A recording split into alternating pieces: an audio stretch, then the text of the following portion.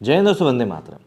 कल दिल्ली में काफ़ी कुछ हुआ और उन काफ़ी कुछ चीज़ों में नरेंद्र मोदी जी ने जिस प्रकार से अपनी ही पार्टी के कार्यकर्ताओं और नेताओं को कुछ सीख दी है, वो वाकई में काफ़ी ध्यान देने वाली है। एक ऐसी पार्टी जो कि सत्ता में बहुमत के साथ, मतलब जनादेश के साथ बैठी हुई है, यदि उस पार्टी में अभी भी इस बात को लेकर चर्चा चल रही है कि नहीं, हमें और लोगों को अपनी तरफ लाने की ज़रूरत है, या फिर यूँ कहें कि और दूसरे पिछड़े हुए समाजों की तरफ हमें काम करने की ज़रूरत है, बिना ये सोचते हुए कि भाई हम उनको वोट मिलेंगे, उनके वोट हमको मिलेंगे या नहीं मिलेंगे, तो ये वाकई में अपने आप में काफ़ी बड़े स्टेटमेंट्स होते हैं। अब यहाँ पर पसमंदा और बोहरा समाज को लेकर क्या कुछ कहा है नरेंद्र मोदी जी ने और उसके क्या मायने हो सकते हैं, ज़रा वो जान लेते हैं। मुस्लिम समुदाय के बोहरा, पासमंदा और पढ़े लिखे लोगों तक हमें सरकार की नीतियाँ लेकर जानी, हमें समाज के सभी अंगों से जुड़ना है और उसे अपने साथ जोड़ना है। 17 जनवरी 2023 को बीजेपी राष्ट्रीय कार्यकारिणी की बैठक में प्रधानमंत्री नरेंद्र मोदी ने ये बात कही है। इससे करीब 6 महीने पहले 3 जुलाई 2022 को हैदराबाद में आयोजित बीजेपी राष्ट्रीय कार्यकारिणी की बैठक में पीएम मोदी ने पासमानदा मुस्लिमों के लिए स्नेह यात्रा की घोषणा करी थी। इस यात्रा का मकसद पासमानदा मुस्लिमों के घर घर पहुंचकर बीजेपी से जोड़ने की पहल करना था। अब यहां पर सवाल ये उठता है कि क्या बीजेपी को मुस्लिम वोटों की जरूरत है, और कौन है ये पासमानदा मुस्लिम जिन्हें बीजेपी रिझाने की कोशिश कर रही है, और क्या पासमानदा मुस्लिम बीजेपी खेमे में आ सकते हैं? देखिए जरा उसी बारे में समझते हैं। उर्दू फारसी का शब्द है पासमानदा, जिसका कि मतलब है पिछड़े और दलित मुस्लिम। पसमानदा शब्द फारसी भाषा से लिया गया है, जिसका मतलब है कि समाज में पीछे छूट गए लोग। भारत में पिछड़े और दलित मुस्लिमों को पसमानदा कहा जाता है। जब हमने पसमानदा की शुरुआत जानने की कोशिश करी तो ऑल इंडिया मुस्लिम पासमानदा मुस्लिम समाज के संस्थापक और राज्यसभा सांसद रहे अली अनवर अंसारी ने कुछ बातें बताई। उन्होंने दावा किया कि फारसी और उर्दू के इस शब्द का पहली बार इस्तेमाल उन्होंने ही किया था।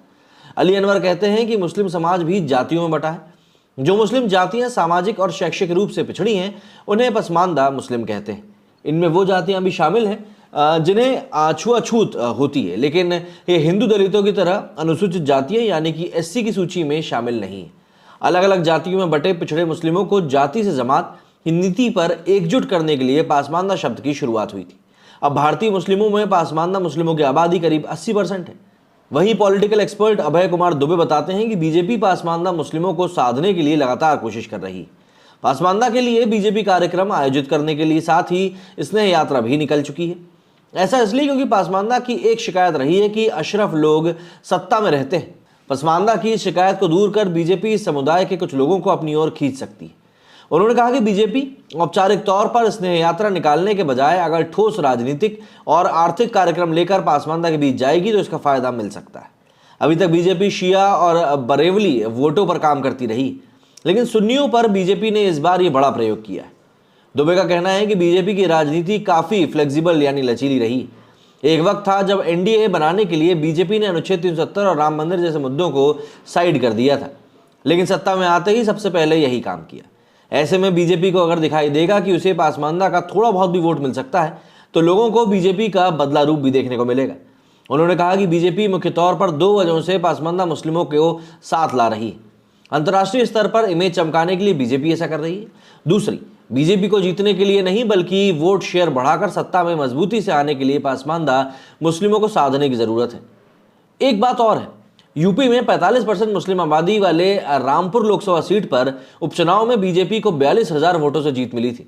मुस्लिमों के गढ़ माने जाने वाले आजमगढ़ यूपी चुनाव में 13 साल बाद बीजेपी कमल खिलाने में कामयाब रही है।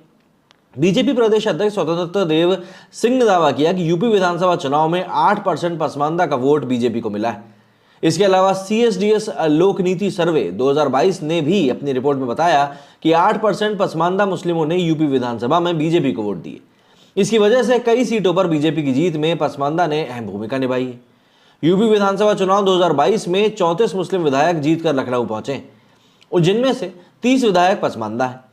यूपी की कुल आबादी में पसमानदा मुस्लिम 18% है। ऐसे में साफ होता है कि स्नेह यात्रा के जरिए बीजेपी न सिर्फ 80 लोकसभा वाले यूपी बल्कि बिहार, बंगाल, झारखंड जैसे राज्यों में भी राजनीति साधने की कोशिश कर रही है। अब देखिए, छोटे दलों की मदद से बीजेपी कैसे पासमानदा मुस्लिमों को साधना चाहती है। इस बात को बिहार विधानसभा चुनाव के परिणाम से समझा जा सकता है। 2010 में नीतीश कुमार के नेतृत्व वाली एनडीए सरकार बिहार में 2/3 से अधिक बहुमत के साथ बनी थी। नीतीश कुमार के सुशासन और माफिया को खत्म कर कानून व्यवस्था को मजबूत करने के चुनावी नारे उन कई कारणों में से एक थे जिनकी वजह से उनकी जीत हुई।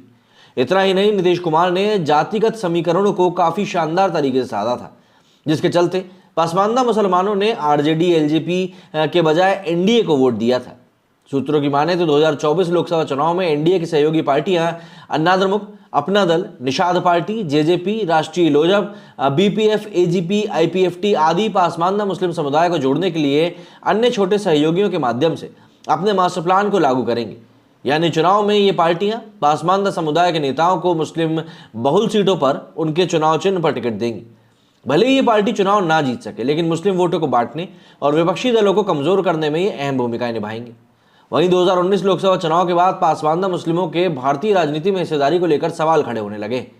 एक रिपोर्ट के मुताबिक 1947 से लेकर 14वीं लोकसभा तक कुल 7,500 सांसद बने, जिनमें से 400 मुस्लिम थे। हैरानी की बात यह है कि इनमें से 340 सांसद अशरफ यानी कि उच्च मुस्लिम जाति के थे और सिर्फ 60 मुस्लिम सांसद पासमानदा समाज के थे। ऑल इंडिया पासमानदा मुस्लिम समाज के संस्थापक अली अनवर अंसारी का कहना है कि वैसे तो देश के 18 राज्यों में जहां भी मुस्लिम आबादी है, हर जगह पासमानदा हैं, लेकिन 5 राज्य यूपी, बिहार, झारखंड, बंगाल और असम में इनकी संख्या ज्यादा है। इन 5 में से 3 राज्यों में अभी बीजेपी और उसके सहयोगी दलों की सरकार है, जबकि 2 राज्यों में से एक में टीएमसी और दूसरे में जेएमएम और कांग्रेस की सरकार है। 2011 जनगणना के मुताबिक इन 5 राज्यों में मुस्लिम आबादी की बात करें तो यूपी में 19%, बिहार में 16%, बंगाल में 27%, झारखंड में 14% और असम में 34% है। इनमें ज्यादातर संख्या पासमानदा मुस्लिमों की है। इन राज्यों में 190 से ज्यादा लोकसभा की सीटें हैं, इसलिए बीजेपी 2024 को ध्यान में रखते हुए यहां पासमानदा को साधने में लगी हुई है। इसके अलावा दक्षिण भारत के तेलंगाना, आंध्र प्रदेश और तमिलनाडु जैसे राज्यों में भी पासमानदा मुस्लिमों की अच्छी खासी तादाद देखने को मिलती है। अब यहीं पर बात आके बैठ जाती है कि भैया आखिर बीजेपी की रणनीति आखिरी में क्या हो सकती है। देखिए, बीजेपी की कोशिशों का पासमानदा मुस्लिमों पर कितना असर पड़ रहा है, इसका जवाब पासमानदा मुस्लिम समाज संगठन के राष्ट्रीय अध्यक्ष अनीस मंसूरी ने दिया है। अनीस का मानना है कि यूपी में बीएसपी और सपा ने हमें सपने दिखाए, वोट लिया, मगर चुनाव के वक्त किए गए वादों को भूल गए। जबकि बीजेपी सरकार ने राशन, शौचालय, प्रधानमंत्री आवास योजना, आयुष्मान योजना का जाति धर्म देखे बिना सबको लाभ दिया।